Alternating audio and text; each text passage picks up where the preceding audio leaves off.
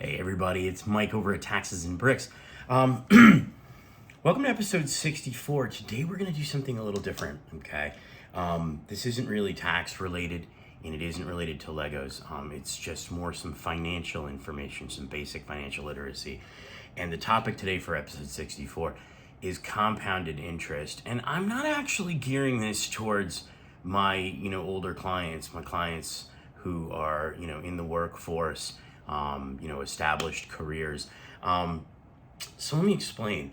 It's graduation season, and I've always kind of had this in my mind where I wanted to do some videos more for high school age students and college students who may have part-time jobs, or they've entered the workforce instead of going to school, or they've kind of, working their way through college, or they're just graduating from one or the two and they're about to join the workforce.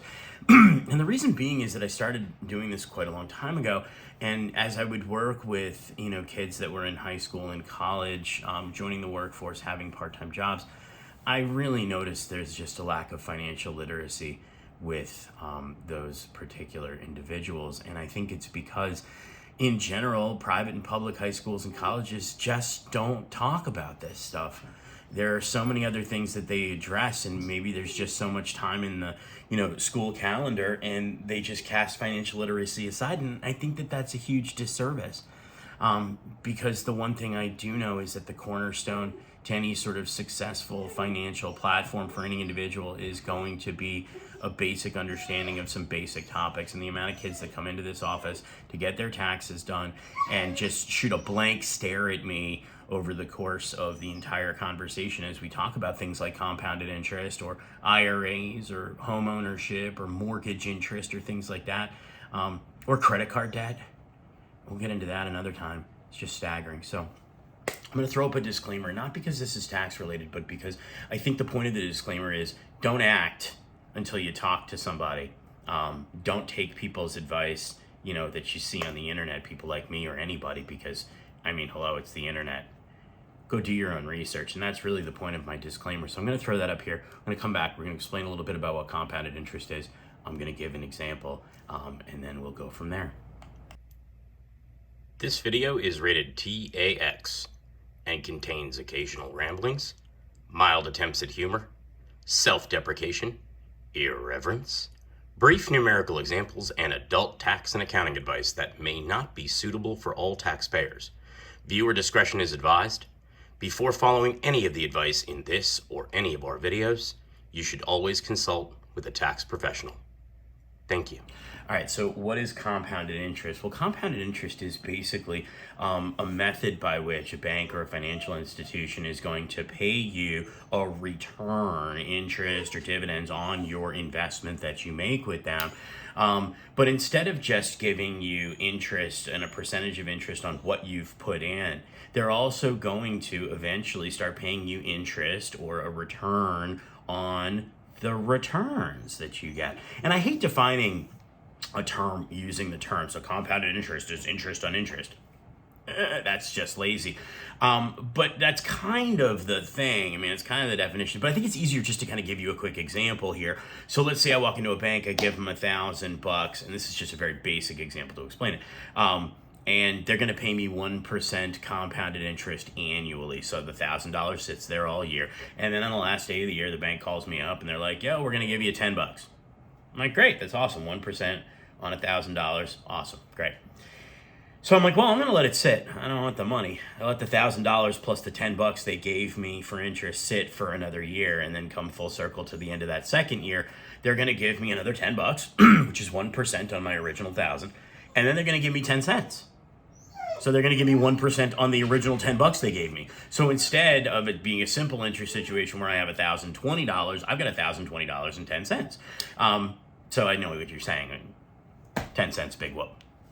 Yeah, okay, it is big whoop. You can't buy anything with 10 cents. You can't even put them in those machines outside of the supermarket and get a gumball anymore, or one of those stupid little plastic things with like slime in it. But that's a very small example of just sort of what compounded interest is. I'm going to flip the camera around here and I'm going to show you up on my screen a more realistic, larger example, and a larger example of how compounded interest can impact you. and with some sacrifices, how you can actually go ahead and build incredible amounts of wealth with small or moderate, or in some cases large, long-term investments and consistent investments. All right, so this is a standard Microsoft Excel function or application where they'll allow you to figure out sort of a future value of money. And it asks for a few pieces of information. So the first thing it's going to ask for up here is going to be the rate. And we're going to put in 5% or 0.05, okay? The number of payments, we're going to put at 47. Why? Well, let's say you're 18 years old now and you're planning to start retiring at 65. That would be 47 years from now. And the idea here is we would want you to put a consistent amount of money away for every year from the time you're, say, 18 up until you are 65. And let's just start off with $1,000 a year, okay? It's hard maybe when you're 18. It should be easier as you kind of enter the workforce. Present value of the account, well, we're starting the account today, and let's say it's 0, and the type or the number that you put in here would be 0, because we're going to essentially say you're going to go all year, save your money, and then you're going to put the money into this investment, say sometime in December every year, right around the holidays. And effectively, what this is going to show you is with 47 payments, okay, 47 years worth of payments at $1,000 per year, that's $47,000. And if you play your cards right and end up with a 5% return on your investment, you can end up with, oops, why is that not showing up? There we go. $178,119.42. So 178,119.42 less 47,000, which is how much you put in. You just earned $131,119.42 in compounded interest. Okay, let's take this and let's increase the $1,000. Let's say instead of $1,000, you can put in $3,000 every year for 47 years. Okay, just another $2,000 a year, okay, instead of the $1,000. So $3,000 over 47 years means you're taking $141,000 of your money and you're putting it into a brokerage account, stocks, bonds, mutual funds, IRA, 401k, whatever it is the case that you're making. And what that effectively does is that gives you $534,358.27. That's really huge. $534,358.27 less $141,000 is a amount of money that's crazy. $393,358.27 that you got in interest or earnings. Go a little higher. Let's say you go to $6,000. Okay, that's close to what the IRA limits are, so I use that number.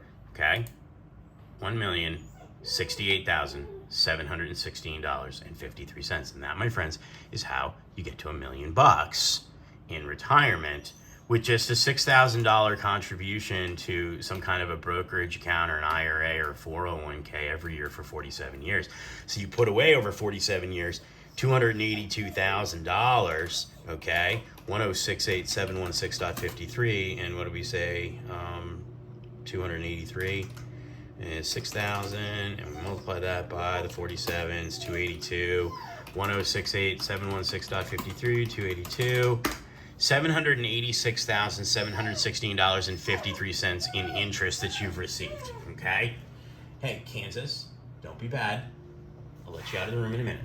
All right, sorry, puppy's deciding to steal the show and just be very annoyingly puppy-like. Okay, let's go totally pie in the sky here. Right now, the 401k limitations, the contribution limits, are $20,500, okay? If you were to put $20,500 away for 47 years, I know that's not realistic, but let's just use this as an example. You'd have $3,651,448.15 at 5% over 47 years, okay? Let's see what happens when we tinker with the percentage, okay? So let's go back to the beginning. Let's say $1,000, and instead of 5%, which we said was $178,000, let's just up this 1 percentage point to 6%. It's $241,098.61. So you work with a financial advisor and you make some different decisions and you end up with a 6% rate of return over 6 years, or over 47 years. You end up with you end up with a lot more money. Okay, let's just put that up at $6,000, 6% for 47 years. $1,446,591. So 1% gets you almost an extra $400,000 in money. I like to use this next example when I talk to sort of my younger clients to show the impact of waiting. Okay, so let's just go with the sort of more realistic example, not the 1,000, but let's just go with the $3,000 example over 47 years. We'd said was $534,358.27. Okay, 534,358.27. Let's say you wait, go off to college. Maybe you like to enjoy your money. You got a job. You're not really going to work a whole lot. And maybe you're going to wait till you're 25. So that's just 7 years. So instead of making 47 payments into this investment, you're going to make 40 payments. Remember we said $534,358.27 was what you'd get if you did this over 47 years. $362,399.32 is what you end up with at the end of 40 years. Okay? That's a loss of $171,958.95 in potential growth for essentially not contributing $21,000. That's a huge loss on all of this, okay? I have a lot of clients that come to me and let's say they're 50 years old and they haven't started saving yet because maybe they were paying off student loans or they had other things, or maybe they were just being, less than responsible with their money. And they want to retire at 65. They're 50 now. That's only 15 years. They're contributing, say, $3,000 a year. And you remember we said you could end up with $534,000 if you started at the age of 18. They're going to start at 50, and they're going to have a paltry $64,735. And, not for nothing, but 15 years at $3,000, 45,000 of that is their money. So they really didn't earn much, okay? So you can see the longer you wait, the more detrimental this is to your financial situation, okay? Does this involve sacrifice? It absolutely does. Are you going to need to sit down and figure out, what it is that you can go without for $3,000 for, the course of your, for several years in order to get yourself to $534,000 or $6,000 a year for 47 years to get yourself to $1,068,000? I don't know. I mean, when I look back when I'm 65 years old, which is a long time from now, for you and for me, am I gonna remember what I spent $6,000 on when I was 19 or 20 years old? I don't know. Maybe I won't. Maybe it's a really great thing I bought. I don't know. Probably not. But I know I'm going to appreciate when I'm 65 years old having $1 million in the bank. I'm going to need it then. I'm going to have probably more health issues than I had when I was in my teens and 20s and 30s and 40s and 50s. Maybe I'm going to want to travel more. Maybe I'm not going to be working and I'm going to want to, be out there doing something and enjoying my life. And in order to do that, sadly, you do need to have some wealth and some money. So, sacrifice. It doesn't have to be a huge sacrifice either. I mean, remember what we said, even if you just started $1,000 and you find yourself $1,000 that you can put away, and that's all you do, at 5%, you still end up with $178,000. At 6%, you end up with what? $241,000. That's still a pretty considerable amount of money. So what are you spending $1,000 on? Sit down, look at your bank statements and credit card statements, figure out where you have leakage, and then kind of move from there and decide, do you have this? As far as getting started on all of this, I don't know. Talk to your parents, talk to your friends, talk to your friends' parents, talk to, a teacher, a professor, somebody who you think is wise with money, and see what they do. See if they have a financial advisor that they could introduce you to. If they don't, or you don't find somebody, call around. There are a million different, companies out there, do-it-yourself companies to companies that have full-fledged advisory programs out there. Yeah, you might be starting with a couple of $100, and it might be hard to find a financial advisor who would work with you if they're just investing that amount of money. But I think what a financial advisor is thinking about in their head, maybe, potentially, is can I get, Bob or Mary or Joe or whoever up to $6,000 a year over the course of this relationship at 47 years, and can I get them 6%? Can I get them to $1.4 million? Okay. I think you'd be surprised how many financial advisors are out there who see into the future and they see your future value and your future wealth and your future success and happiness and want to be a part of it and will work with you even if in the very beginning you only have a few dollars to spare. All right, so all lectures and preachiness aside, and whatever it is, it, it's shocking to me. Again, I think I said this in the very beginning, how many younger taxpayers and younger clients come in here because their parents send them in to see me or something like that, and I sit down with them and I talk to them, and I just get that blank stare, and it's just kind of shocking to me. But then again, it's not, because I do recognize that this kind of stuff isn't really taught. And so hopefully you got something out of today and you can see the power of compounded interest and understand it a little bit more. And maybe these numbers that I just posted up there on the screen appeal to you. Maybe the concept of having some financial security when you're 65 and not having to worry about relying on charity or, a religious organization, or relying on Social Security or your kids to support you in retirement. Maybe, those things scare you a little bit, because if those were the only options for me, that would scare me too. Knowing this early on, because my parents were the ones who sat down and talked to me about compounded interest. I didn't really learn about it in school, kind of like, most kids today. Knowing this stuff and then understanding it was what allowed me very early on to just make small investments very early on, and talk to a financial advisor, even though I didn't have a lot when I was first getting started out of college. And I think it's really helped, and I think it can help you too. And I think that the path to having some level of financial security later on in life is to start as early as you possibly can investing. Invest a consistent amount every year. Yeah, make some sacrifices and go without, like, maybe you only go on a couple of smaller vacations a year instead of, like, a couple of larger vacations. Maybe you're buying a used car instead of a brand spanking new one. Maybe you're living in a slightly smaller apartment or a slightly smaller condo than you normally could, in order to be able to get some money into investments and accounts and things like that.